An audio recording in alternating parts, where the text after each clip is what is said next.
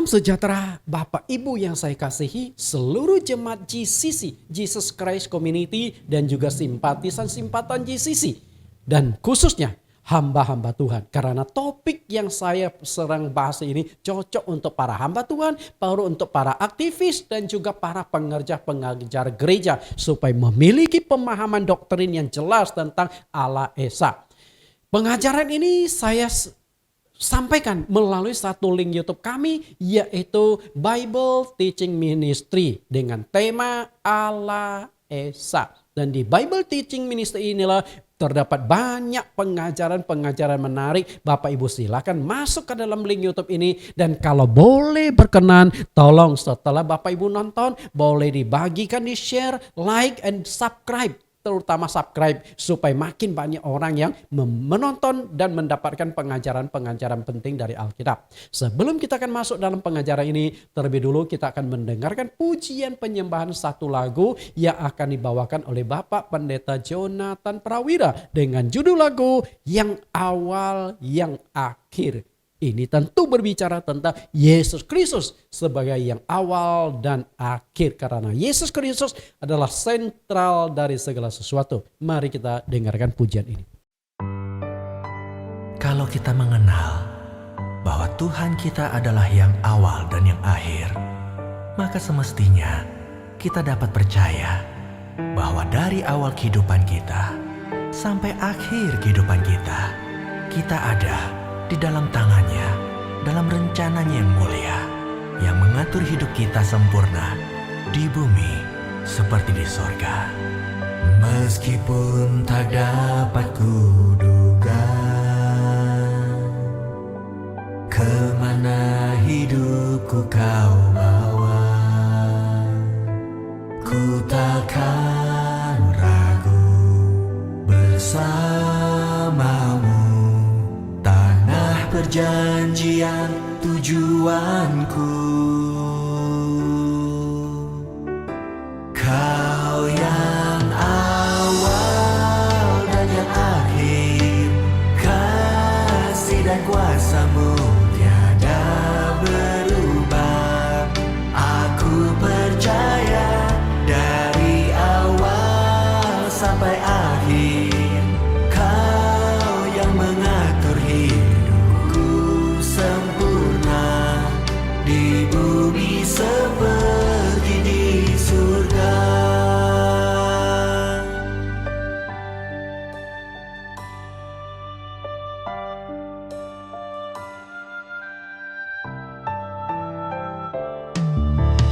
Meskipun tak dapat kuduga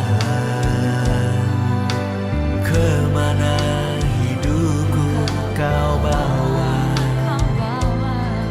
takkan ragu bersamamu. Tanah perjanjian tujuanku, Kau yang awal dan yang akhir, kasih dan kuasa-Mu tiada berubah. Aku percaya sampai akhir, Kau yang mengatur hidupku sempurna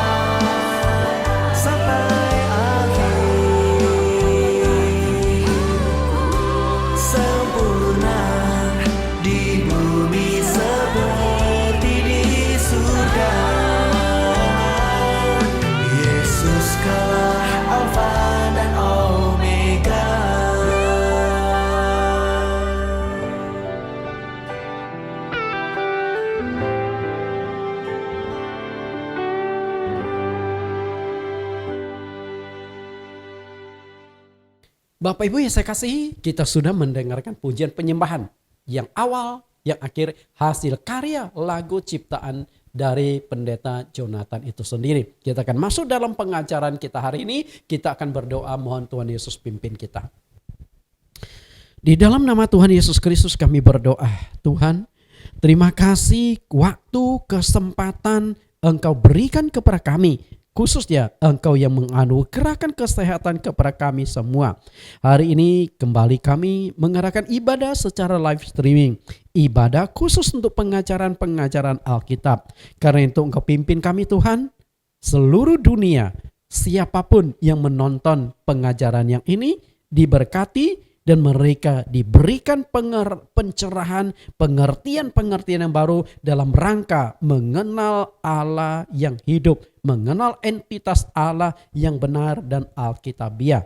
Roh Kudus yang akan bekerja di dalam hati setiap pendengar di seluruh dunia.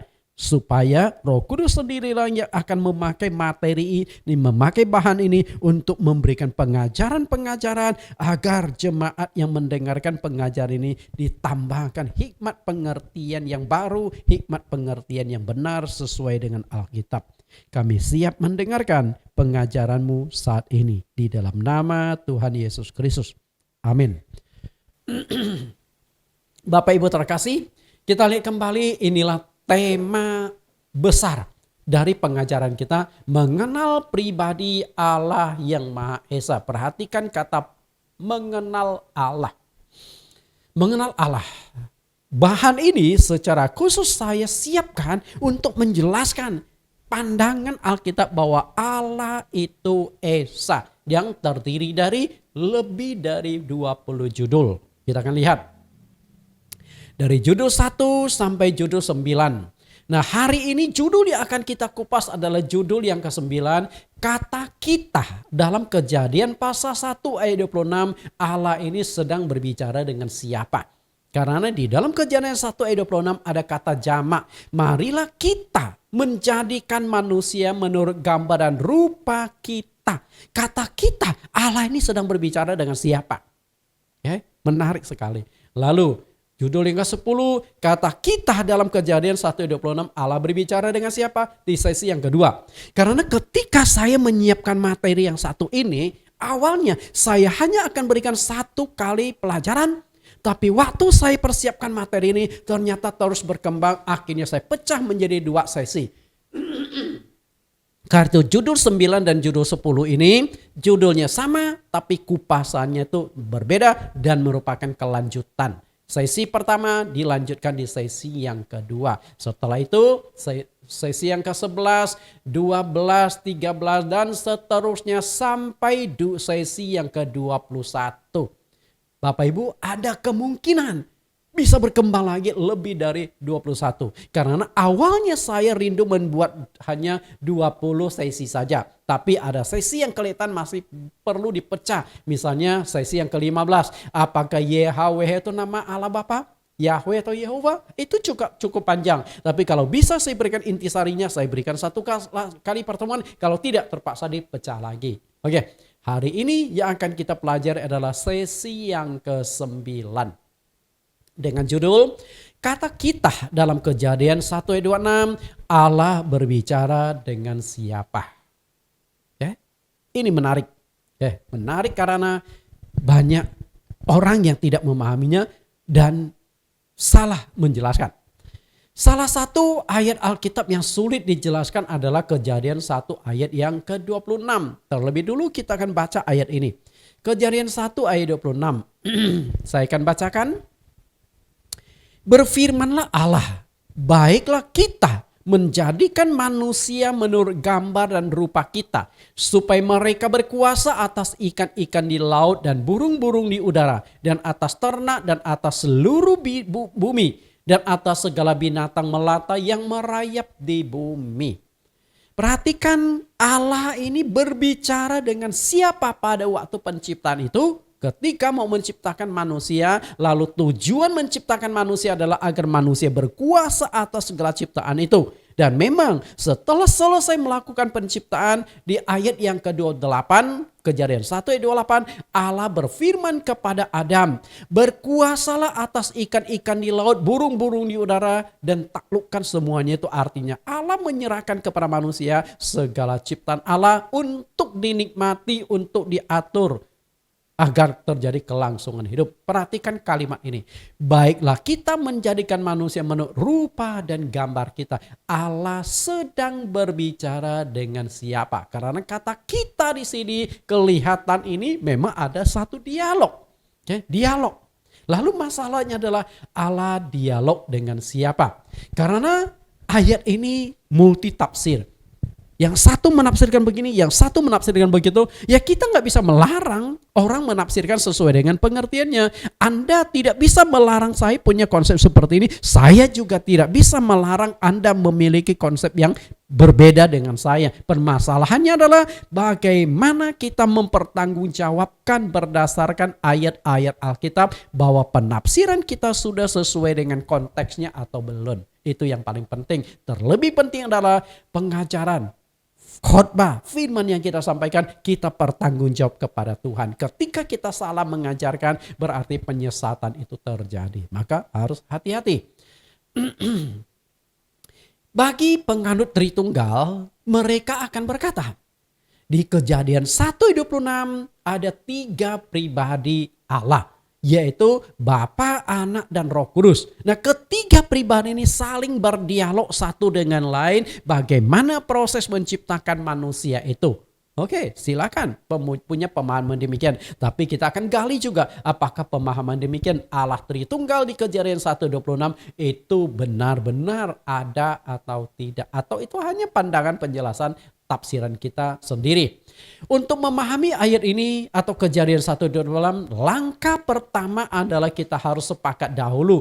Apakah Allah itu jamak atau Allah itu tunggal? Ini dulu harus kita pegang. Oke, supaya kita punya pemahaman yang sama dulu bahwa Allah itu jamak ataukah Allah itu tunggal. Karena pemahaman yang demikian itu sangat-sangat mendasar. Sangat mendasar. Karena kesalahan kita dalam pemahaman dasar ini akan membawa kita pada kesalahan-kesalahan selanjutnya. Karena dari kesalahan awal ini kita jadikan sebagai dasar pondasi sebuah doktrin. Maka pondasinya salah, maka kita bangun di atasnya pun akan ikut salah. Itu persoalannya Bapak Ibu. Karena itu saya yakinlah di dalam hati Anda setuju bahwa Allah itu tunggal, tidak jamak. Kalau Allah jamak berarti orang Kristen bukan menganut monoteisme lagi, tapi menganut politeisme, menyembah banyak Allah. Kita lihat Allah. Kesalahan memahami Allah akan terbangun sebuah doktrin yang salah juga. Apakah Allah itu jamak? Ataukah Allah itu tunggal? Jika pemahaman Anda di Kejadian 1:26 Allah itu jamak, maka akan terbangun suatu doktrin, yaitu doktrin Tritunggal. Tapi jika pemahaman Anda di Kejadian 1:26 itu tunggal, maka di sini akan terbangun sebuah doktrin, yaitu Allah Esa. Hanya itu saja. Doktrin Allah tunggal atau Allah Tritunggal, Allah Esa atau Allah jamak. Allah tunggal atau Allah Tritunggal, sampai kiamat pun pertentangan kedua doktrin ini tidak akan pernah selesai. Bahkan semakin runcing, semakin tajam perselisihan, maka di dunia ini terbelah menjadi 2 kelompok. Tapi mayoritas kelompoknya itu adalah penganut Tritunggal.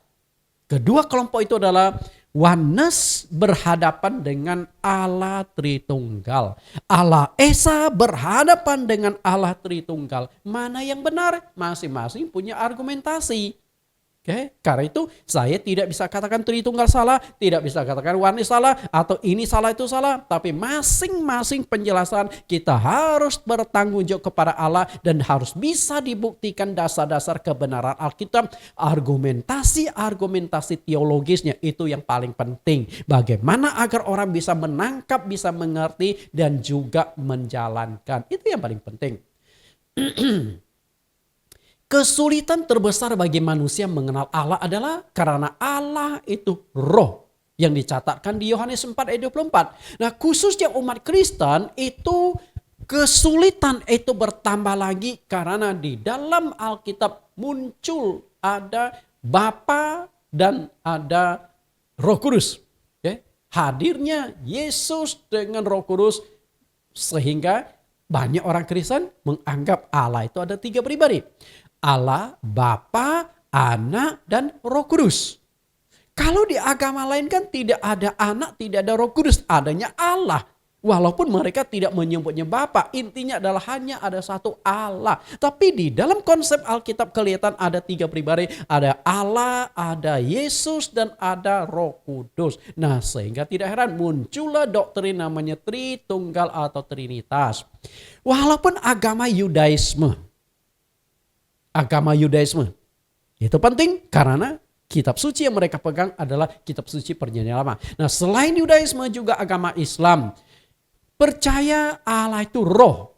Mereka tidak mengalami kesulitan memahami roh Allah dan doktrin mereka jelas sekali bahwa Allah itu Maha Esa atau Tunggal.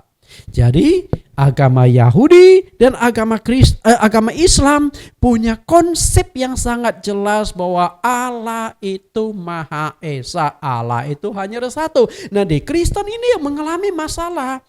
Karena selain kita percaya bahwa Allah itu satu, Allah itu Esa, tapi bagaimana kita menjelaskan tentang konsep Bapa, Putra, Roh Kudus atau Bapa, Anak, dan Roh Kudus? Itu yang menjadi persoalan. Nah, ketika persoalan itu tidak difahami dengan jelas, akhirnya disinilah muncul tentang doktrin Allah Tritunggal. Padahal kata Tritunggal, kata Trinitas sama sekali tidak ada di Alkitab. Kata ini diambil serapan dari agama pagan, paganisme. Agama pagan adalah agama penyembah-penyembah berhala.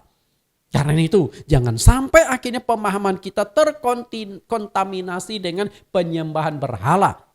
Karena Tritunggal itu sendiri. Nah, itu sudah saya jelaskan di sesi-sesi yang sebelumnya. Silakan Bapak Ibu bisa nonton kembali di link YouTube kami Bible Teaching Ministry supaya bisa keseluruhan melihatnya. Menurut saya, jika kita sebagai orang Kristen percaya bahwa Allah itu Esa, maka penjelasan kita harus tetap mengacu pada keesaan Allah itu secara konsisten. Jangan sampai kita berkata Allah itu Esa, tapi dalam penjelasan bukan Esa. Nah, itu artinya tidak konsekuen. Karena itulah ketidakkonsekuen penjelasan doktrin tersebut di satu sisi percaya dan mengakui Allah itu Esa, namun di sisi lain Allah itu ada 3 pribadi yang disebut Tritunggal. Jadi menurut saya konsep penganut Tritunggal itu tidak konsekuen, tidak konsisten. Satu sisi mereka percaya bahwa Allah itu satu, tapi sisi lain dalam penjelasan itu Allah ada 3. Bagaimana konsistensi dari penjelasan itu? Kan bermasalah.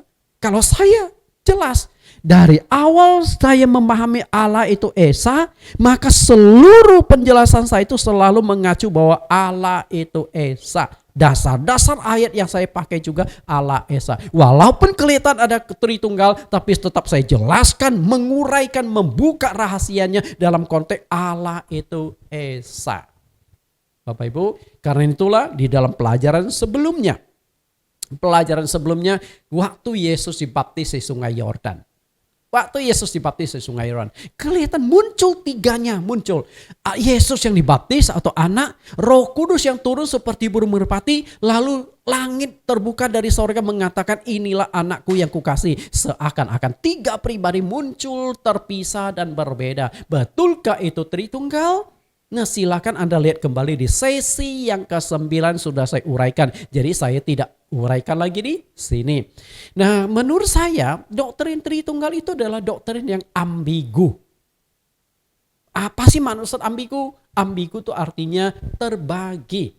Tidak konsekuen, ada 2. Satu sisi percaya Allah itu Esa, Allah itu hanya satu, tapi di sisi lain dalam penjelasan doktrinnya Allah itu ada 3 pribadi, Bapa, Anak, Roh Kudus. Itulah doktrin ambigu, bukan doktrin yang konsistensi. Sebenarnya Alkitab itu menganut konsep Allah itu Esa, tunggal, ataukah Allah itu 3 atau Tritunggal? Nah, di sini harus jelas sekali, khususnya di Perjanjian Lama sampai Perjanjian Baru, sebenarnya yang dianut itu apa? Apakah Allah tunggal atau Allah Tritunggal? Atau apakah mengalami sebuah pergeseran dalam Perjanjian Lama menganut Allah tunggal, lalu di Perjanjian Baru sudah menganut Allah Tritunggal? Ataukah tetap konsisten Perjanjian Lama Allah tunggal, Perjanjian Baru juga tetap Allah tunggal? Nah, itu harus kita pahami, harus kita mengerti dengan jelas. Menurut saya, Alkitab kita yang terbagi menjadi 2 bagian, Perjanjian Lama dan Perjanjian Baru, seharusnya tetap konsisten menjelaskan tentang Allah. Jika Perjanjian Lama menjelaskan bahwa Allah itu satu pribadi, Allah itu Esa, seharusnya di Perjanjian Baru juga menjelaskan bahwa Allah itu Esa, Allah itu hanya ada satu pribadi, nggak muncul 3 pribadi. Nah, kalau muncul 3 pribadi di Perjanjian Baru berarti Alkitab tidak konsisten. Di Perjanjian Lama Allah Esa, di Perjanjian Baru menjadi Allah Tritunggal. Apakah Allah itu berkembang biak? Maaf kata nih dengan kalimat yang tidak enak dan tidak sopan. Apakah Allah itu berkembang dari 1 berkembang menjadi 2, nanti berkembang menjadi 3? Jangan-jangan nanti berkembang lagi menjadi 4. Tritunggal, 4 tunggal, 5, 6, 7 tunggal. Itu kan jadi masalah Bapak Ibu. Oke, kita lihat konsep di Perjanjian Lama dan Perjanjian Baru. Perjanjian Lama Ulangan pasal 6 ayat 4. Dengarlah hai orang Israel, Tuhan itu Allah kita. Tuhan itu Esa. Perhatikan baik-baik, Perjanjian Lama menegaskan bahwa Allah itu Esa, Allah itu hanya satu. Lalu bagaimana dengan Perjanjian Baru? Kita kutip di dalam Injil Markus pasal yang ke-12 ayat 29. Jawab Yesus, hukum yang terutama ialah dengarlah hai orang Israel, Tuhan itu Allah kita, Tuhan itu Esa. Bapak Ibu, jelas sekali. Yesus yang dipercayai adalah bagian dari Tritunggal atau bagian dari Trinitas. Karena Tritunggal, Bapa, Anak, Roh Kudus. Yesus, Roh Kudus, Allah Bapa. Yesus sendiri sebagai bagian dari Tritunggal itu mengatakan Allah itu Esa. Allah itu hanya satu, berarti bukan 3. Nah, kenapa kita masih berusaha memaksakan doktrin, masih ngotot bahwa Allah itu ada 3 pribadi? Karena Yesus sendiri sudah tegaskan hanya ada satu, Esa. Di sana enggak Bapak Ibu? Karena itu jelas sekali konsistensi Alkitab dari Perjanjian Lama sampai Perjanjian Baru bahwa Allah itu Esa. Maka tema besar yang saya kupas 20-an kali pertemuan itu adalah mengenal Allah yang Maha Esa. Allah itu Roh dan Allah itu Esa. Jika kita sudah mengambil keputusan, mengakui dan mengimani bahwa Allah itu Roh yang Esa, maka setiap penjelasan kita terhadap ayat Alkitab tentang entitas Allah seharusnya mengacu pada Allah yang Maha Esa itu. Itu pondasi awal. Jadi ketika pondasi awal keliru, maka di atasnya akan keliru. Ketika pondasinya sudah benar, maka ketika kita bangun di atasnya akan benar. Termasuk juga ayat-ayat yang sulit seakan-akan muncul pengertian bahwa Allah itu jamak atau Allah itu lebih dari satu. Salah satunya adalah Kejadian 1:26. Ada kata kita. Siapakah kita yang dimaksudkan di dalam ayat tersebut? Kita coba lihat kembali Kejadian 1 ayat yang ke-26. Berfirmanlah Allah, baiklah kita menjadikan manusia menurut gambar dan rupa kita, supaya mereka berkuasa atas ikan-ikan di laut dan burung-burung di udara, dan atas ternak dan atas seluruh bumi, dan atas segala binatang melata yang merayap di bumi. Perhatikan 2 kata yang menjelaskan entitas Allah. Kata kita. Kita.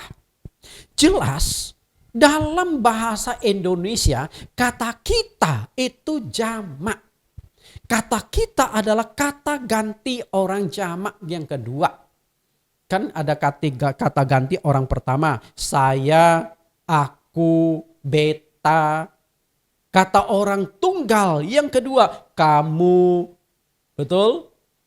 Kata ganti orang ketiga, tunggal, dia.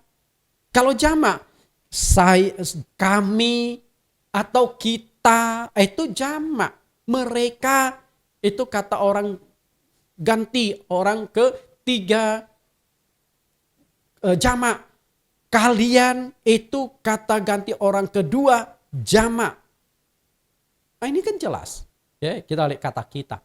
Pertanyaannya adalah, jika Allah itu hanya ada satu, lalu Allah berbicara dengan siapa ketika hendak menciptakan manusia? Siapakah yang dimaksud dengan kata kita dalam ayat Kejadian 1 ayat 26 ini? Bagi penganut Tritunggal, mereka akan mengatakan bahwa yang berbicara itu adalah tiga pribadi Allah. Bapa, Anak, Roh Kudus saat itu sedang berbicara membahas tentang rencana-rencana penciptaan atas diri manusia yang mereka rencanakan diciptakan menurut rupa dan gambar Allah. Bapak Ibu saya kasih, mereka tidak berpikir tentang konsekuensi logis dari apa yang diungkapkan. Tritunggal tidak berpikir. Ketika mereka berkata, oh itu adalah Tritunggal. Bapa, Anak, Roh Kudus sedang berkompromi, sedang berbicara. Anda tahu nggak? Ada konsekuensi logis ketika kita mengatakan kita adalah Tritunggal. Di mana konsekuensinya? Akan saya jelaskan di bagian bawah ini. Kita lihat Kejadian 1 ayat yang ke-26. Kata kita. Apakah betul kata ini mengacu pada tiga pribadi Allah? Bapa, Anak, dan Roh Kudus. Betulkah itu? Kalau penganut Tritunggal pasti berkata, betul, yes, benar. Tapi sabar dulu Bapak Ibu, menurut saya tidaklah demikian.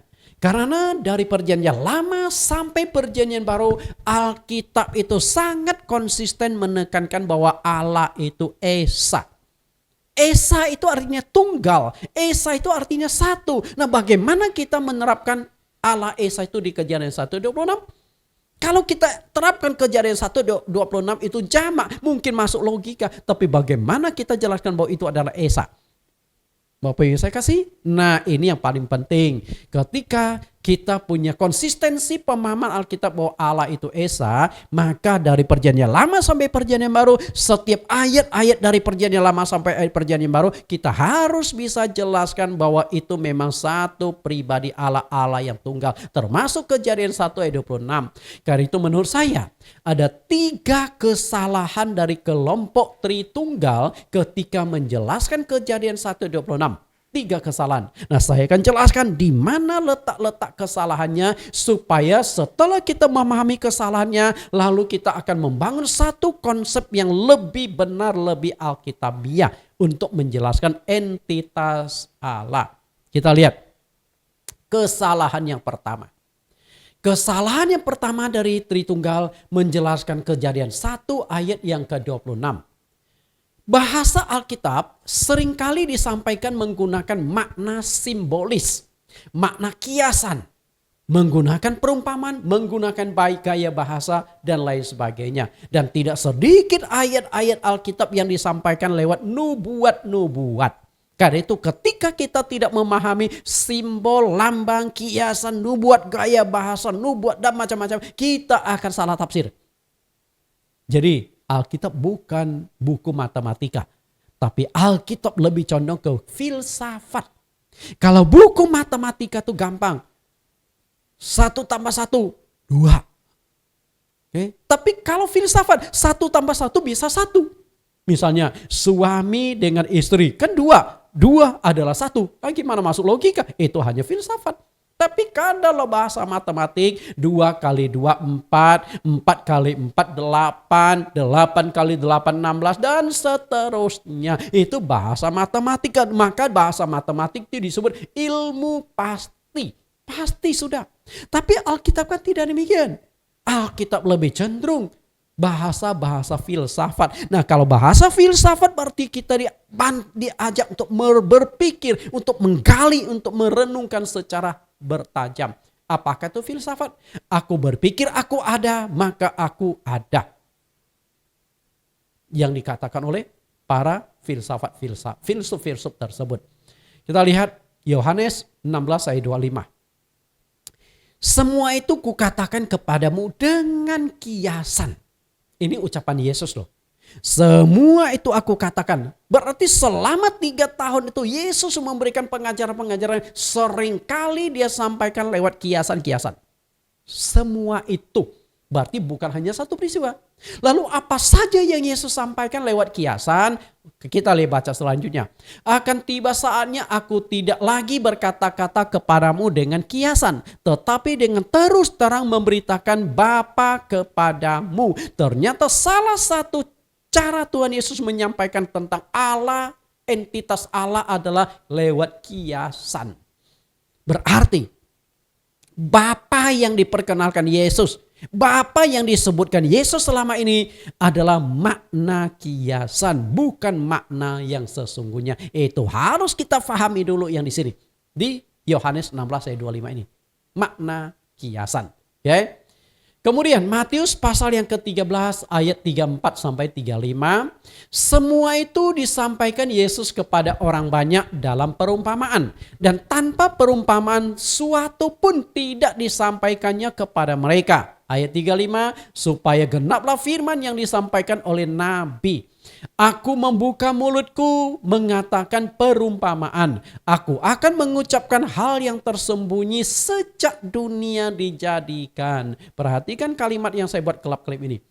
Aku akan mengucapkan hal yang tersembunyi. Yang tersembunyi berarti memang harus kita gali, harus kita ungkapkan, singkapkan, baru kita bisa mengerti sesuatu yang tersembunyi. Sesuatu yang tersembunyi harus dibukakan. Bagaimana cara membukakannya? Melalui penggalian, penelitian dan penyelidikan kitab suci. Baru kita bisa nangkap. Perumpamaan kan tersembunyi, nubuat kan tersembunyi, kiasan kan tersembunyi. Semua itu harus kita jelaskan supaya mengerti dan terang. Dan ternyata Allah sudah menyampaikan segala sesuatu secara tersembunyi dengan nubuat, dengan kiasan, dengan gaya bahasa dan sebagainya sejak dunia diciptakan. Sejak dunia dicarikan. Berarti di sini Kejadian 1 ayat 26 sudah muncul sesuatu yang tersembunyi. Betul? Kata kita sudah termasuk kalimat yang mengandung makna tersembunyi. Nah, kalau begitu kita punya kewajiban, punya tugas, terutama para hamba-hamba Tuhan, terutama para teolog-teolog untuk menggali dan menemukan makna tersembunyi yang tercatat di dalam Kejadian 1 ayat 26. Kata kita, Allah ini sedang berbicara dengan siapa? Kan begitu. Kita harus gali sesuatu yang tersembunyi agar menjadi terang. Kata kita. Hal pertama harus dianalisa adalah kata kita pada ayat ini apakah mengandung makna jamak atau tunggal. Jamak atau tunggal. Saya sangat yakin bahwa saudara pasti mengatakan bahwa itu adalah jamak. Karena berbicara tentang 3 pribadi. Namun tahukah Anda gaya bahasa di Alkitab kadangkala ditulis jamak padahal tunggal. Jamak padahal tunggal. Maka kita harus bisa melihat dengan baik-baik. Kadangkala ditulisnya tunggal kelihatan jamak. Yang ditulis jamak kadangkala tunggal. Itulah gaya bahasa penulisan Alkitab. Saya akan berikan contoh antara jamak dan tunggal. Perhatikan jamak dan tunggal pada ayat ini. Yohanes 1 ayat 1.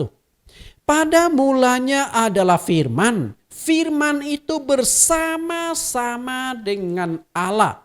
Perhatikan kata bersama-sama. Kata bersama-sama itu pasti jamak. Lebih dari satu. Karena itu nggak mungkin kata sama-sama itu hanya sendiri. Misalnya ketika saya datang lalu Anda bertanya sama siapa? Oh sendiri. Sendiri. Yang namanya sama. Artinya lebih dari satu. Atau misalnya kalau saya berjanji, Pak kami mau datang ke rumahmu. Oh saya akan datang ke rumahmu. Lalu Anda bertanya, sama siapa Pak? Oh saya bersama-sama yang lain. Setelah saya datang, lalu ternyata sendiri. Anda pasti bertanya, loh tadi katanya bersama-sama yang lain. Kata bersama-sama itu pasti jamak lebih dari satu. Tapi apakah kalimat ini jamak? Lalu perhatikan kalimatnya. Bersama-sama dengan Allah dan firman itu adalah Allah. Kembali ditunggalkan. Karena yang dipersamakan bersama-sama itu adalah pada mulanya adalah firman. Firman itu bersama-sama dengan Allah. Ternyata firman dan Allah itu kelihatannya dipisah. Firman tersendiri, Allah tersendiri, tapi setelah itu ditunggalkan. Sama juga. Firman itu perkataan Allah. Saya dan perkataan saya kelihatannya berdua pada satu. Misalnya kalau saya merekam khotbah saya, lalu saya menonton di televisi, suara yang saya dengar dengan saya di sini kelihatan dua pada satu. Okay. Lalu Yohanes 10 ayat 29. Perhatikan baik-baik, ini jamak atau tunggal, ada berapa pribadi? Bapakku yang memberikan mereka kepadaku lebih besar daripada siapapun, dan seorang pun tidak dapat merebut mereka dari tangan Bapa. Jelas sekali di sini ada dua pribadi, betul? Bapakku artinya Bapak dan aku, dua pribadi. Kemudian Bapak yang memberikan mereka kepadaku. Jadi Bapak itu yang kasih aku. Kemudian Bapak itu lebih besar dari siapapun. Bapak itu lebih besar dari aku. Dan Bapak lebih besar dari aku itu pun Yesus sudah ungkapkan. Aku diutus Bapa, aku datang dalam nama Bapa. Lalu tentang kiamat, Yesus berkata tidak seorang pun yang tahu kapan kiamat. Malaikat-malaikat di sorga tidak tahu. Aku pun tidak tahu, hanya Bapa yang tahu. Ini kan kelihatan Bapak Yesus terbatas. Bapak yang tahu semuanya. Kemudian dan seorang pun tidak dapat merebut mereka dari tangan Bapak. Artinya Bapak itu penuh kuasa. Bapak yang serahkan kepadaku. Dua pribadi, betul? Tapi coba Anda lihat ayat di sebawahnya, ayat 30. Aku dan Bapa adalah satu. Kembali lagi ditunggalkan. Jadi ketika kita baca Alkitab harus jelas. Makna jamak kelihatan tunggal, tunggal kelihatan jamak. Hati-hati ketika kita melakukan penafsiran itu sendiri. Yohanes 17 ayat 11. Kembali lagi kita lihat. Yohanes 17 ayat 11, dan aku tidak ada lagi di dalam dunia, tetapi mereka masih ada di dalam dunia. Dan aku datang kepadamu, ya Bapa yang kudus, peliharalah mereka dalam namamu, yaitu namamu yang telah engkau berikan kepadaku, supaya mereka menjadi satu sama seperti kita. Perhatikan di sini, kata kita dimunculkan kembali. Tapi kata kita di sini, apakah ada dua pribadi? Yohanes pasal 17 dari ayat 1 sampai ayat 26, satu pasal secara khusus membahas tentang Yesus berdoa kepada Bapa. Nah di ayat yang ke-11 inilah kalimat di doa Yesus muncul kata kita. Sama seperti Kejadian 1:26 kata kita. Untuk melukiskan hubungan Yesus dengan Bapa. Nah hubungan Yesus dengan Bapa kita. Jadi Yesus berkata dengan Bapa kita. Nah apakah dua pribadi? Tapi kalau kita lihat di ayat yang ke-11, Yesus kan berkata, peliharalah mereka dalam namamu, yaitu namamu yang engkau berikan kepadaku. Kita lihat dulu tentang nama. Kalau Yesus dengan Bapa itu dua pribadi yang berbeda, terpisah, seharusnya dua nama. Nama anak kan kita tahu Yesus. Berarti nama Bapa tersendiri dong. Ternyata tidak. Yesus katakan, namamu yang engkau berikan kepadaku. Berarti Bapa punya nama sama anak itu sama. Nama Bapa adalah Yesus, nama anak juga sama Yesus. Karena Yesus adalah nama yang diberikan oleh Bapa kepada anak. Yesus katakan. Nah kalau Yesus, Bapa Yesus, anak Yesus, seharusnya itu pribadi yang sama. Satu pribadi. Nah kita lihat lebih jauh bagaimana sesungguhnya hubungan Yesus dengan Bapa. Yohanes 10:30, aku dan Bapa adalah satu. Sama kok. Nah kalau Yesus dengan Bapa adalah satu, berarti ketika kita sudah mengenal Yesus, kita sudah mengenal Bapa itu sendiri. Dan itu diungkapkan oleh Tuhan Yesus lebih jauh. Yohanes pasal 14 ayat 7. Sekiranya kamu mengenal aku, pasti, ini bukan kira-kira, mudah-mudahan, tapi pasti kamu juga mengenal Bapakku. Sekarang ini kamu mengenal dia dan kamu telah melihat dia. Perhatikan kata telah atau sekarang. Jadi kalimat aktif semua. Yesus bicara di hadapan murid-muridnya. Kalau kalian sudah kenal aku, berarti kalian tuh sudah kenal Bapa. Sekarang ini kalian tuh sudah mengenal Bapa. Dan kamu telah melihat Bapa. Pertanyaannya adalah, apakah murid-murid Yesus pernah melihat Bapa di sorga? Enggak. Karena itulah di dalam pikiran murid-murid Tuhan Yesus ada konsep dui tunggal. Bapa di sorga, anak di bawah. Maka ketika ayat yang ke-7 Yesus ucapkan, lalu di ayat yang ke-8 murid-murid mau tanya tidak berani, lalu diwakililah Filipus. Filipus minta, Tuhan tunjukkan Bapa itu kepada kami, itu sudah cukup bagi kami. Artinya hadirkan Bapa yang di sorga itu di samping engkau supaya kami bisa melihat, oh ini Bapa. Kalau anak sudah kami kenal hampir 3 tahun. Nah ini Bapak baru kami lihat, baru kami tahu. Oh ternyata wajah Bapak mirip dengan Bapak anak. Apakah bisa? Akhirnya Tuhan Yesus tegur muridnya di ayat yang ke-9, ayat 10, kita kutip di ayat 10 saja. Tidak percayakah engkau bahwa aku di dalam Bapa, Bapa di dalam aku? Apa yang aku katakan kepadamu tidak aku katakan dari diriku sendiri, tetapi Bapa yang diam di dalam aku, dialah yang melakukan pekerjaan. Bapa diam di dalam aku berarti itu orangnya sama, satu pribadi. Satu pribadi. Karena masalah itu begini loh. Kalau dalam satu tubuh ada 2 pribadi, kira-kira Anda menilainya gimana? Ini kita maaf kata ya. Sekali lagi maaf kata. Jika Anda ketemu sama seseorang yang dalam diri orang itu ada 2 kepribadian. Anda katakan apa? Sakit jiwa. Ada masalah dengan kejiwaan. Betul? Nah nanti kepribadian yang pertama muncul. Oh orangnya tuh kalem, lembut. Besoknya kepribadian yang kedua muncul. Orangnya galak, suka emosi. Artinya kepribadian ganda. Nah apakah Allah itu punya kepribadian ganda? Bapak punya pribadi sendiri, anak punya pribadi sendiri, Roh Kudus punya kepribadian sendiri. Ketika kita memahami Allah sebagai punya kepribadian 3, berarti kita menilai Allah itu bermasalah dengan kejiwaan. Maaf kata, sekali lagi maaf kata. Itu satu pribadi. Satu kesatuan. Bapa sama dengan anak, sama dengan Roh Kudus. Enggak berbeda. Nah dari sini bagaimana penjelasan kita tingkat Kejadian 1:26. Nah kita lihat kesalahan yang kedua dari kelompok Tritunggal ketika menjelaskan Kejadian 1 ayat yang ke-26. Tidak memperhatikan penegasan Tuhan melalui Nabi Ayub dan Nabi Yesaya yang mengatakan pada waktu penciptaan Allah itu hanya seorang diri. Perhatikan kata seorang diri. Kita lihat dulu perkataan Nabi Ayub. Ayub pasal 9 ayat 8-9. Yang seorang diri membentangkan langit dan melangkah di atas gelombang-gelombang laut. Yang menjadikan bintang biduk, bintang belantik, bintang kartika dan gugusan-gugusan bintang ruang selatan. Perhatikan kata ini. Seorang diri membentangkan langit. Satu pribadi, bukan 3 pribadi. Nah berarti kalau Kejadian 1 ayat 26 kita tafsirkan 3 pribadi, maka kita sudah melanggar ayat ini. 3 pribadi. Padahal Tuhan berkata 1 pribadi.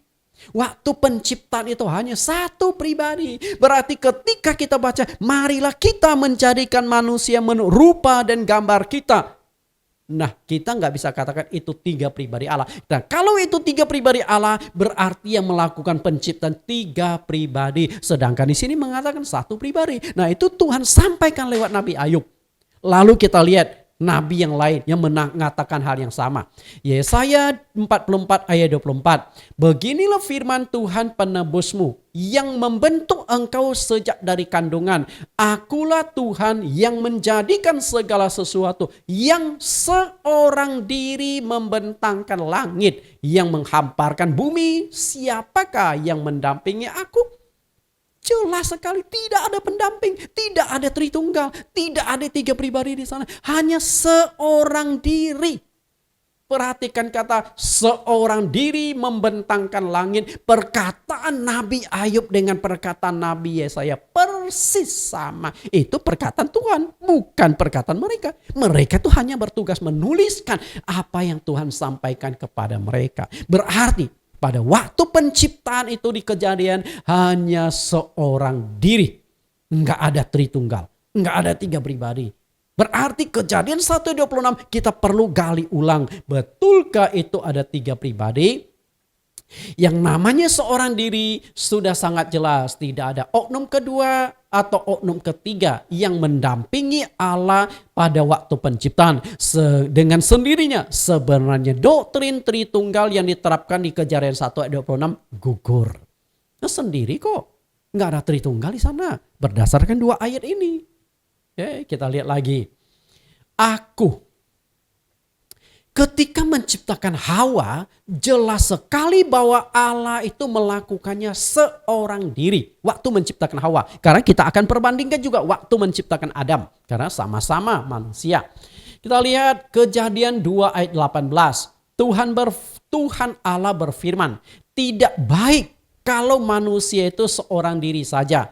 Aku akan menjadikan penolong baginya yang sepadan dengan dia. Bapak Ibu perhatikan kata aku. Dan aku ini adalah Allah. Lalu Allah bicara dengan siapa? Tidak baik. Aku akan menciptakan seorang penolong baginya yang sepadan. Allah ini berbicara dengan siapa?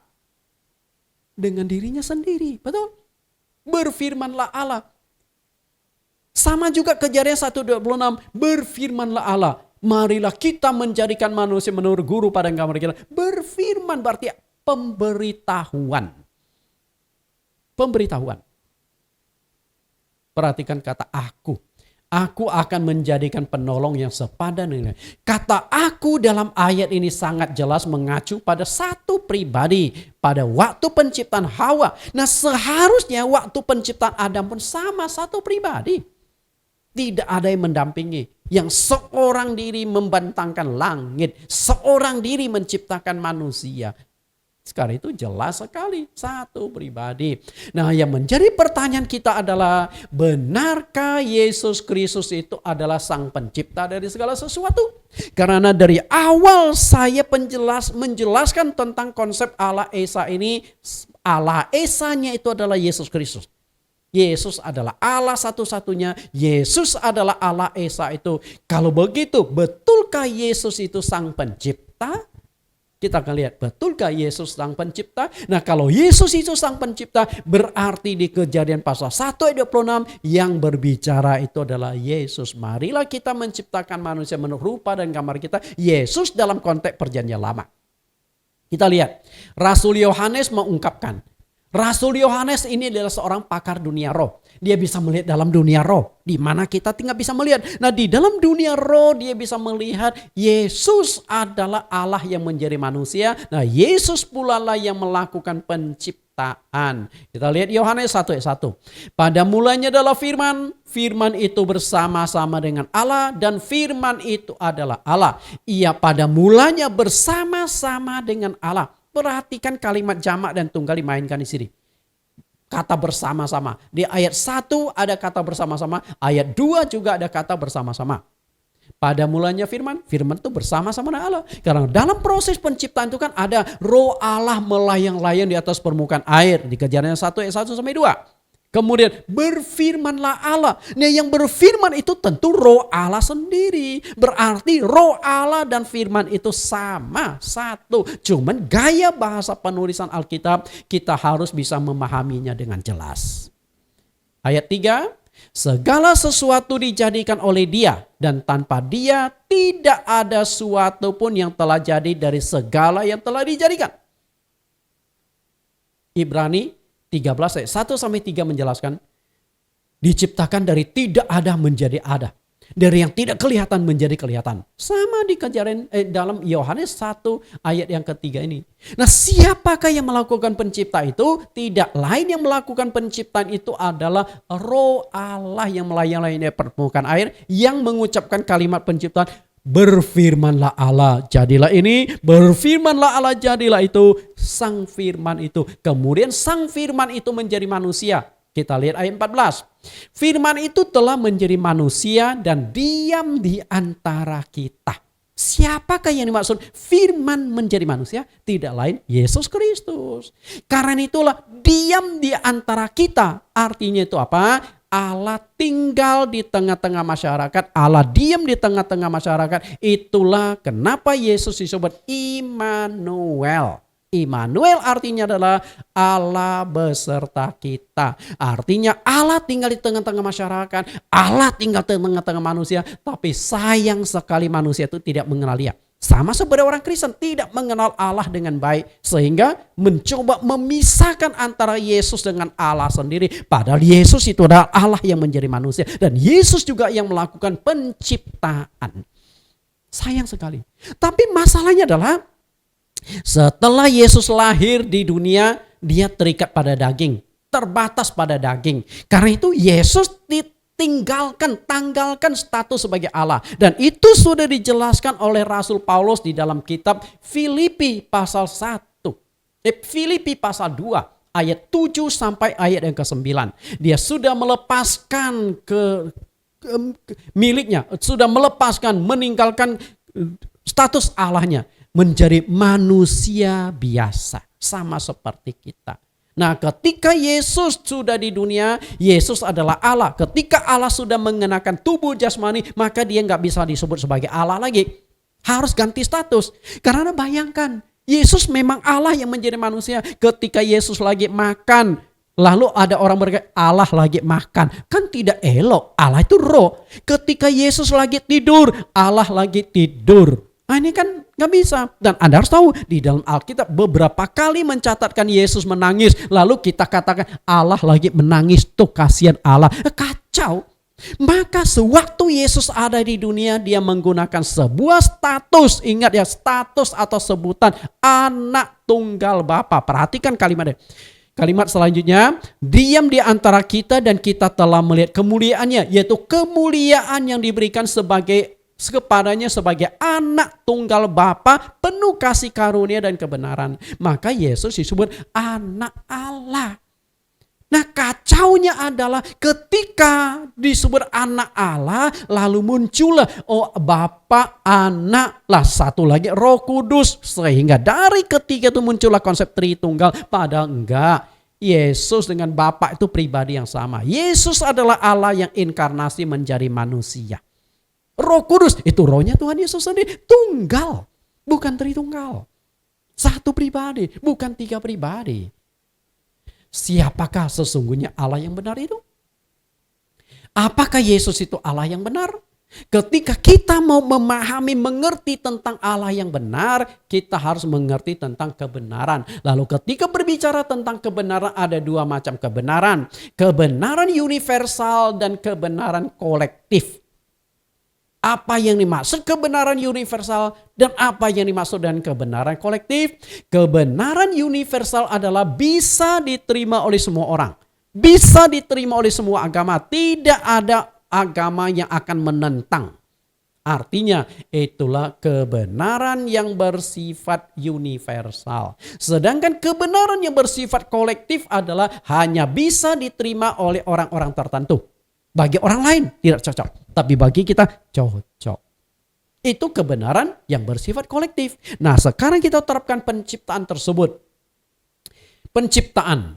Allah yang benar adalah sang pencipta. Allah yang benar adalah sang pencipta. Ini universal. Semua agama setuju. Tidak ada yang akan menentang kecuali ateis yang tidak percaya adanya Tuhan. Semua agama yang percaya kepada Tuhan pasti bisa terima bahwa Allah adalah sang pencipta. Tapi ketika kita berkata Yesus Kristus adalah Allah sang pencipta, nah ini gak bisa diterima oleh orang lain. Ini hanya bersifat kolektif, hanya diterima oleh orang Kristen. Dan orang Kristen pun terbatas. Penganut Tritunggal belum tentu setuju bahwa Yesus adalah sang pencipta. Kalau saya adalah penganut Allah Esa, nah kalau Allah Esa berarti Yesus itu adalah sang pencipta itu sendiri. Maka Kejadian 1:26 itu sebenarnya Allah Yesus Kristus dalam dunia roh yang sedang berbicara. Yesus berbicara dengan siapa? Nah itu yang menjadi pertanyaan kita di sana. Kita lihat, betulkah Yesus sang pencipta? Nah, kita harus bisa buktikan. Yesus adalah sang pencipta. Nah, ketika kita bisa membuktikan bahwa Yesus adalah sang pencipta, dengan sendirinya orang lain akan terima bahwa Yesus Kristus itu adalah Allah yang benar. Kita lihat dulu Allah itu sebagai sang pencipta. Allah yang benar adalah sang pencipta. Dialah yang menciptakan alam semesta. Dialah yang menciptakan segala makhluk. Kita lihat penciptaan alam semesta. Dialah yang menciptakan matahari, bulan, bintang. Dialah yang menciptakan langit, bumi, dan semua planet. Dialah yang menciptakan air dan udara dan sebagainya, semua alam semesta. Kemudian menciptakan segala makhluk. Dialah yang menciptakan semua jenis tumbuhan. Dialah yang menciptakan semua binatang di darat dan di laut. Dialah yang menciptakan burung-burung di udara. Kemudian sentral dari segala ciptaan itu adalah manusia yang diciptakan menurut rupa dan gambar Allah. Maka di Kejadian 1 ayat 26 Allah berkata, marilah kita menjadikan manusia menurut rupa dan gambar kita. Itu kan di sini proses penciptaan. Manusia diciptakan menurut rupa dan gambar Allah. Dan sentral ciptaan itu memang manusia. Karena tujuan dari penciptaan itu Allah serahkan kepada manusia. Maka di Kejadian 1 ayat yang ke-28, selesai melakukan penciptaan, Allah berkata kepada manusia dan memberkati manusia. Lalu Allah berkata, berkuasalah atas ikan-ikan di laut, burung-burung di udara, dan atas segala binatang melata yang merayap di bumi, dan seterusnya. Allah menyerahkan semua ciptaan itu kepada manusia. Maka manusia menjadi sentral dari ciptaan. Kenapa disebut sentral? Karena diciptakan menurut rupa dan gambar Allah. Dengan demikian sesungguhnya Allah berkuasa di sorga dalam entitas aslinya. Kemudian Allah juga berkuasa di dunia dalam entitas manusia yang diciptakan menurut rupa dan gambarnya. Intinya adalah sang Allah yang benar adalah sang pencipta. Nah, yang menjadi pertanyaan kita yang mendasar itu adalah, apakah benar Yesus adalah pencipta dari semua ini? Apakah benar?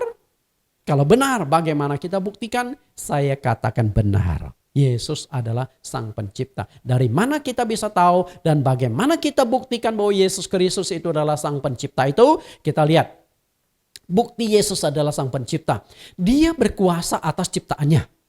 Seperti apa kuasanya? Lalu dia berkuasa atas diri manusia yang diciptakannya. Kita lihat ciptaan. Dia berkuasa meredakan angin ribut. Hanya pencipta angin yang berkuasa mengendalikan angin. Bisa tangkap Bapak Ibu? Ketika Yesus ada di danau, itu danau lagi mengamuk, murid-murid sudah ketakutan karena kapal sudah hampir tenggelam. Berteriak-teriaklah mereka dan Yesus lagi tidur di buritan kapal dibangunkan. Yesus tegur, kenapa kalian tidak percaya? Bayangkan Allah di tengah-tengah mereka, Allah ada di dalam perahu mereka. Mereka tidak sadar, ketakutan, mati sudah. Apakah Yesus akan tenggelamkan dirinya bersama dengan murid-muridnya? Makanya Yesus tegur, kalian tidak percaya. Nah, lalu setelah itu Yesus berkata, hei angin, teduhlah. Dalam sekejap seakan-akan angin itu punya telinga. Kalau angin kan redanya pelan-pelan. Ini sekejap. Sama seperti kipas angin yang lagi putar kencang-kencang. Lalu Anda tekan tombol trik kontak stop. Tombol stopnya Anda matikan. Itu pun masih putar sampai pelan-pelan berhenti. Tapi Tuhan berkata, hei angin teduh, sekejap, sampai murid semua kaget, shock. Kok ada manusia yang kendalikan angin seperti itu? Hanya pencipta angin yang berkuasa mengandalkan angin. Lalu berjalan di atas air. Bukan hanya ombak yang disuruh, teduhlah, sekejap air laut bisa tenang. Sekejap. Jadi laut itu yang awalnya ombak bergelombang, sekejap teduh seperti danau. Lebih dahsyat lagi, Yesus berjalan di atas air. Hanya pencipta air yang bisa berjalan di atas air. Hanya pencipta air, pencipta samudra yang tidak akan ditenggelamkan oleh samudra. Bisa tangkap? Luar biasa, betul? Kemudian dia bukan hanya berkuasa atas samudra. Pernah satu kali murid-murid menjala ikan. Semalam-malaman mereka menjala ikan. Tidak seekor ikan pun yang mereka dapat. Kemana ikan malam itu? Karena mereka pergi menjala tidak Tuhan berkenan.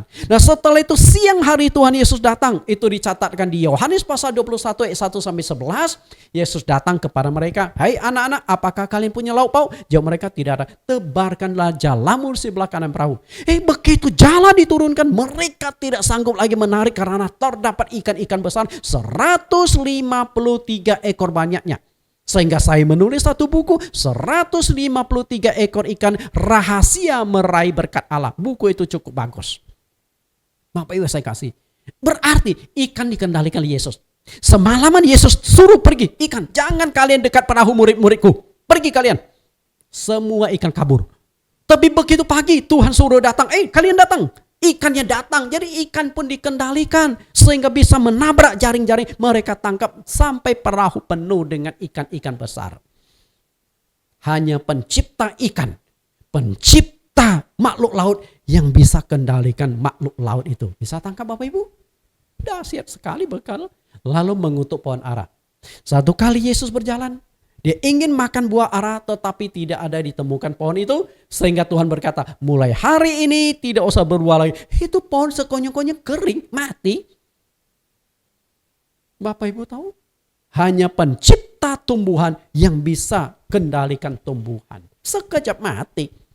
Perkataan Tuhan itu dahsyat. Karena dia adalah penciptaan tumbuhan. Lalu manusia. Dia berkuasa sembuhkan sakit penyakit bawaan.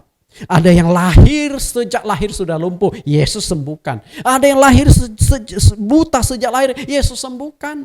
Penyakit bawaan, penyakit turunan, Yesus sembuhkan satu demi satu. Setelah itu Yesus sembuhkan macam-macam penyakit apapun. Ada yang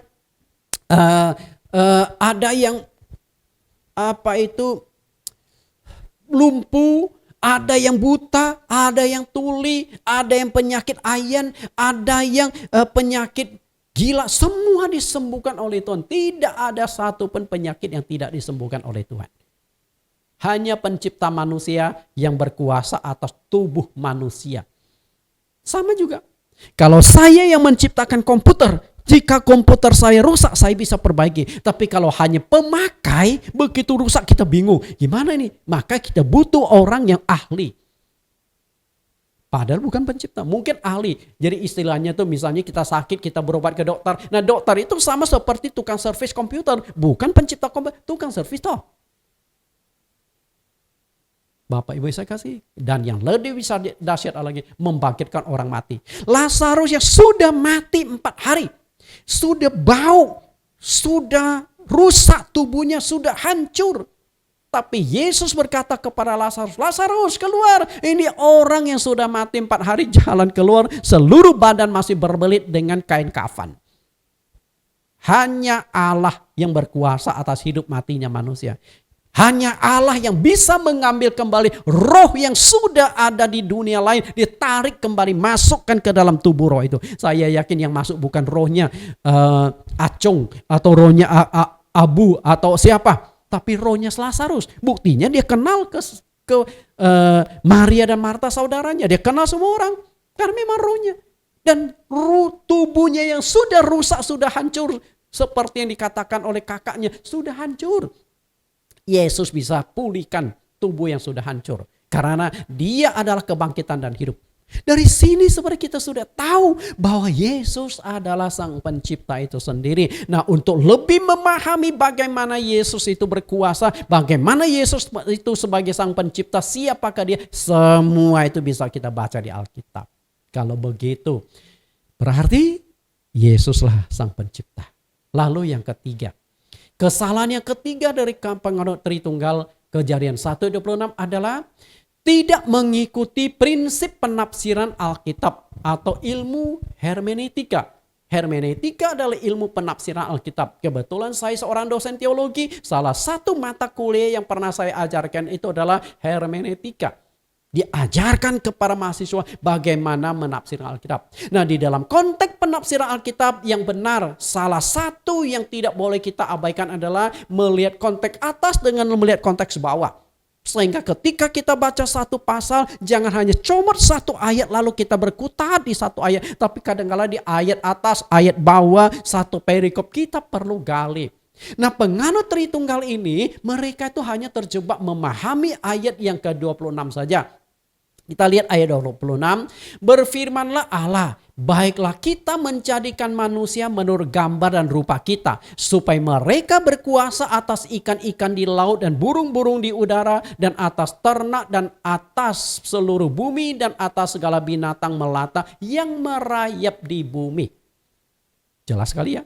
Nah, penganut Tritunggal hanya terpaku di ayat 26, lalu mengatakan Tritunggal atau tiga pribadi. Kata kita berarti Allah sedang berbicara, Allah kemudian Anak dan Roh Kudus sedang berbicara membahas tentang rencana penciptaan atas diri manusia. Perhatikan ayat 26, ayat 27 mereka tidak memahami. Sampai 27, gambar dan rupa kita. Perhatikan kata kita. Ayat 27, maka Allah menciptakan manusia itu menurut gambarnya. Menurut gambar Allah diciptakannya dia, laki-laki dan perempuan diciptakannya mereka. Perhatikan katanya, menurut gambarnya. Seandainya di ayat yang ke-26 itu ada tiga pribadi, seharusnya kan mereka. Ayat 26 ditulis kata jamak kita. Seharusnya di ayat 27 ditulis kata jamak juga mereka. Seharusnya mereka menciptakan, maka Allah menciptakan manusia menurut rupa dan gambar mereka. Kalau betul Allah itu ada tiga pribadi, seharusnya muncul kata mereka, bukan katanya. Tapi di sini diganti katanya. Kenapa bisa demikian? Kita lihat perbandingan di sini, kata kita. Kejadian pasal 1 ayat 26 diperbandingkan dengan Kejadian 1 ayat 27. Ayat 26. Ayat 26 ini adalah firman atau perkataan Allah, dan Allah memakai kata jamak, kata kita untuk menyebut dirinya waktu melakukan penciptaan itu sendiri. Kata kita. Sedangkan ayat 27-nya. 27 itu adalah tulisan Musa. Dan Musa tahu persis bahwa Allah itu satu pribadi, Allah itu Esa. Maka dia gunakan ganti tunggalnya. Kalau Musa menganut Tritunggal, maka Musa akan tulis mereka, bukan nya atau tunggal. Bisa nangkap Bapak Ibu? Musa tahu Allah itu Esa, Allah itu satu pribadi.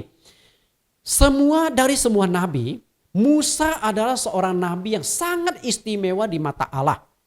Satu-satunya manusia yang mayatnya dikuburkan oleh Allah juga Musa. Satu-satunya.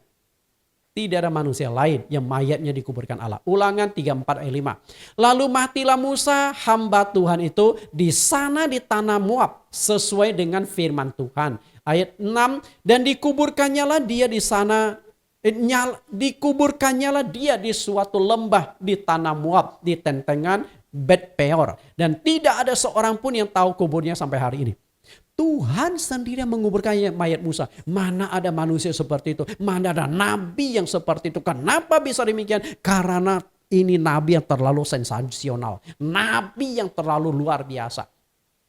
Karena jika mayatnya tidak dikuburkan, tidak disembunyikan Tuhan. Anda tahu nggak? Setiap kali tur ke Israel, tour guide pasti membawa ke tempat Musa. Dan lalu ramai-ramai orang berdoa di tempat kuburan Musa. Jadi musyrik kan? Jadi kuburan berhala kan, maka Tuhan tutupi. Karena ini nabi terlalu dahsyat, terlalu besar. Jika dimunculkan bangsa Israel akan pergi menyembah kuburan Nabi Musa. Karena bangsa Israel sering kali terjebak seperti itu. Sama seperti Musa pernah menegakkan patung ular di padang gurun. Lalu patung ular lambat laun dijadikan sebagai sembahan. Banyak bangsa Israel bawa korban sesajian. Akhirnya di zaman raja-raja itu patung ular itu dihancurkan yang disebut Nehustan. Itu dicatatkan di 2 Raja-Raja 18. 1 Raja 18. Bapak Ibu kita lihat. Satu-satunya nabi yang bisa hadap-hadapan memandang wajah Allah, menatap wajah Allah juga Nabi Musa. Padahal Allah itu nggak boleh loh. Bisa mati kalau berhadapan melihat wajah Allah. Kita lihat Ulangan 34 ayat 10. Seperti Musa yang dikenal Tuhan dengan berhadapan muka Tidak ada lagi nabi yang bangkit di antara orang Israel. Dalam hal segala tanda dan mujizat yang dilakukannya di atas perintah Tuhan di tanah Mesir terhadap Firaun dan terhadap semua pegawainya dan seluruh negerinya. Berhadap-hadapan. Berarti orang yang paling mengenal Allah adalah Musa. Bisa tangkap saya sini Bapak Ibu? Karena bergaul erat dengan Allah. Dia bisa menatap wajah Allah secara langsung dan tidak mati. Seharusnya Musa adalah orang yang paling mengenal entitas Allah. Yang paling mengenal Allah. Karena dia pernah melihat wajah Allah yang sesungguhnya. Karena itu dalam kitab Taurat Musa menulis bahwa Allah itu Esa. Allah itu satu. Ulangan 6 ayat 4. Dengarlah hai orang Israel, Tuhan itu Allah kita, Tuhan itu Esa.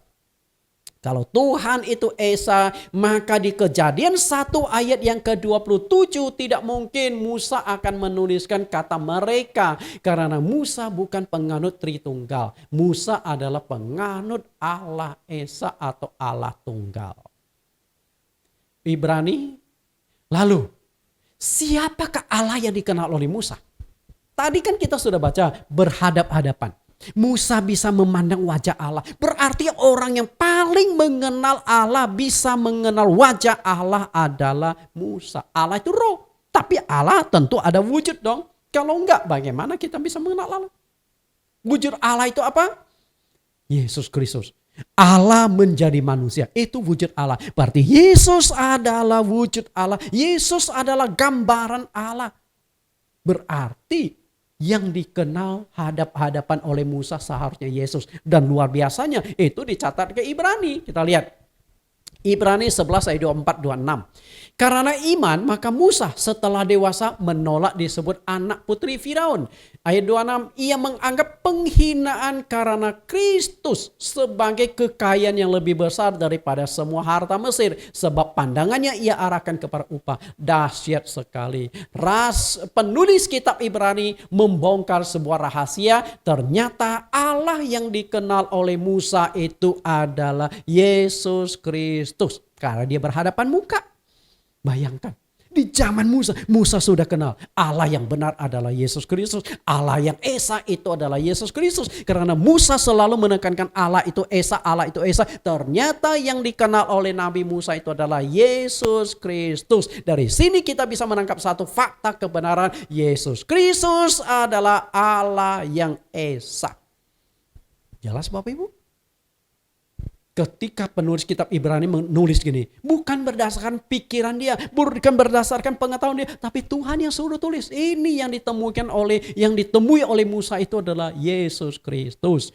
Kita lihat Yudas 1:25. Siapa Yesus itu? Allah yang Esa, juru selamat kita oleh Yesus Kristus Tuhan kita. Bagi dia adalah kemuliaan, kebesaran, kekuatan dan kekuasaan sebelum segala abad dan selama-lamanya, abad dan sekarang sampai selama-lamanya. Ternyata Yesus Kristus itu adalah Allah yang Esa. Final kan? Jadi Yesus itu Allah Esa. Dialah pencipta. Nah kalau Yesus itu Allah yang Esa berarti Yesus itulah sang pencipta. Dialah yang menciptakan manusia. Karena itu kesimpulan sesi pertama Kejadian 1 ayat 26. Yesus Kristus adalah Allah yang Maha Esa. Sang pencipta atas segala sesuatu. Hanya dia seorang diri yang menciptakan manusia pertama di muka bumi. Lalu kita lihat kembali di Kejadian 1:26. Baiklah kita menjadikan manusia menurut gambar dan rupa kita. Allah pada sesi yang kedua akan saya kupas. Kita. Kata kita pada waktu penciptaan Allah sedang berbicara dengan siapa. Jadi sebenarnya saya belum jelaskan Kejadian 1:26. Baru pengantarnya.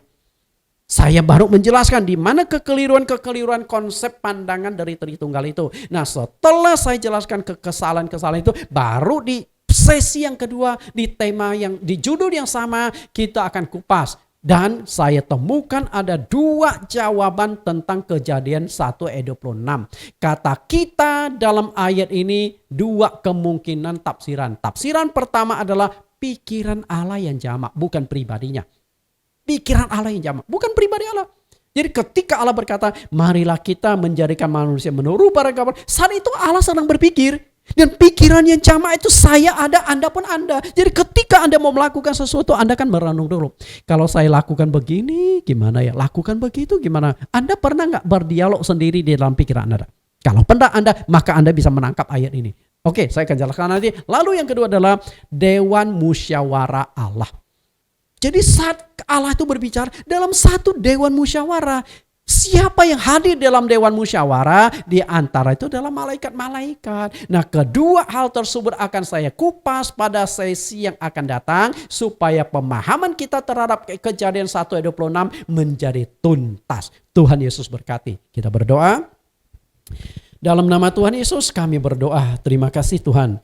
Kembali Engkau menyingkapkan rahasia-rahasia kepada kami. Sungguh dahsyat Tuhan kami. Roh Kudus yang menyertai, Roh Kudus yang menuntun kami. Sehingga mendapatkan pengertian-pengertian yang baru. Terima kasih Tuhan. Engkau terus tuntun kami. Supaya kami memahami secara keseluruhan tentang entitas Allah. Allah yang Maha Esa. Supaya pemahaman-pemahaman kami jangan terjebak di dalam sebuah kekeliruan. Sehingga kami mengenal Allah di persimpangan jalan. Satu sisi kami percaya bahwa Allah itu Esa. Namun di sisi lain keesaan Allah muncul 3 pribadi, Bapa, Anak, dan Roh Kudus. Apakah konsep demikian sesuai dengan kebenaran-kebenaran dan prinsip firman-Mu dari perjanjian lama sampai perjanjian baru? Dalam 20-an sesi inilah hamba-Mu coba menyingkapkan kebenaran agar siapapun, terutama hamba-hamba Tuhan, memahami kebenaran itu dengan baik. Terima kasih Tuhan. Demikian doa permohonan kami di dalam nama Tuhan Yesus Kristus. Amin. Bapak Ibu, kita dengarkan satu pujian, Ku Sembah Kau Yesus. Pencipta lagu Pendeta Jonathan Prawira. Karena Yesus Kristus adalah satu-satunya Allah yang Maha Esa, Allah yang benar. Mari kita dengarkan pujian ini.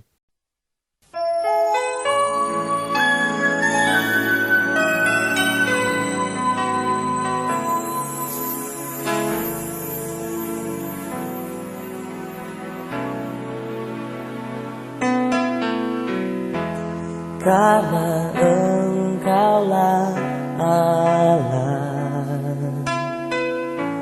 atas segala Allah.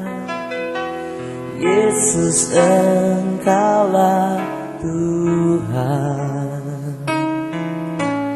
atas segalanya. Karena Engkaulah Allah atas segala Allah. Yesus Engkaulah Tuhan atas segalanya. Ku sembah Kau Allah kuasa, Bapa kekal, Raja damai sekarang dan selamanya. Ku sembah Kau Yesus.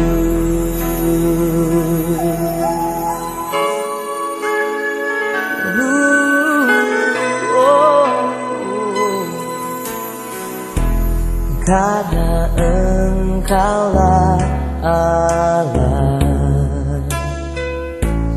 atas segala Allah. Yesus Engkaulah Tuhan atas segalanya. Karena Engkaulah Allah atas segala Allah. Yesus Engkaulah Tuhan atas segalanya. Ku sembah Kau, Allah kuasa, Bapa kekal, Raja damai, sekarang dan selamanya. Ku sembah Kau, Yesus.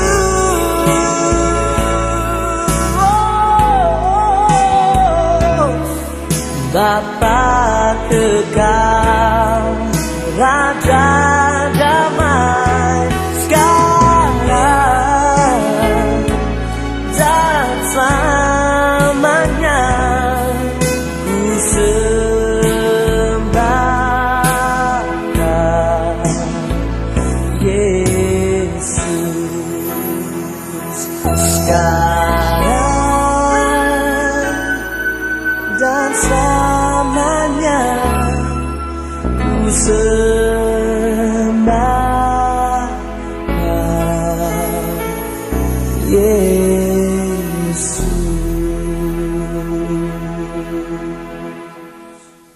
Bapak Ibu, bagi mahasiswa teologi, setiap sesi pelajaran selesai, maka ada 10 pertanyaan yang wajib Anda jawab. Nah, di sini adalah pertanyaan topik yang ke-9 dengan judul Kata Kita dalam Kejadian 1:26, Allah berbicara dengan siapa? Kita lihat 10 pertanyaannya. Yang pertama, tuliskan teks 2 ayat Alkitab Kejadian yang menjelaskan tentang Allah menciptakan manusia menurut rupa dan gambarnya. Teksnya ya, bukan hanya pasal dan ayatnya. Lalu yang kedua, bagaimana pemahaman penganut Tritunggal dalam Kejadian 1:26 menunjuk pada mereka Allah, menurut mereka Allah sedang berbicara dengan siapa dalam ayat tersebut. Lalu yang ketiga, untuk memahami Kejadian 1:26, apakah yang harus disepakati lebih dulu antara penganut Trinitas dan penganut Allah Esa supaya penjelasannya menjadi lebih alkitabiah. Yang keempat, penganut Tritunggal tidak konsisten mengenai entitas Allah sehingga muncul doktrin yang ambigu. Dalam hal apa mereka tidak konsisten? Jelaskan. Yang kelima, dalam Kejadian 1:26 terdapat kata ganti orang jamak kata kita. Menurut pengamat Tritunggal, siapakah yang dimaksud dengan kata kita itu? Yang keenam, apa kesalahan pertama dari penganut Tritunggal untuk menjelaskan Kejadian 1:26? Jelaskan berdasarkan pengertian saudara. Pertanyaan nomor 7 dan 8 pun sama. Hanya kesalahan pertama apa, kesalahan kedua apa, kesalahan ketiga apa. Kalau Anda ikuti pelajaran di video ini dengan baik, Anda bisa nangkap. Yang kesembilan, apa yang dimaksud dengan kebenaran universal dan kebenaran kolektif? Kemudian 10, menurut saudara, apakah Yesus itu Allah Sang Pencipta? Jelaskan berdasarkan pengertian saudara. Setelah saudara jawab ketik rapi, kirimkan kembali ke STT ITAHE, Institut Teologi Allah Esa. Tuhan Yesus berkati.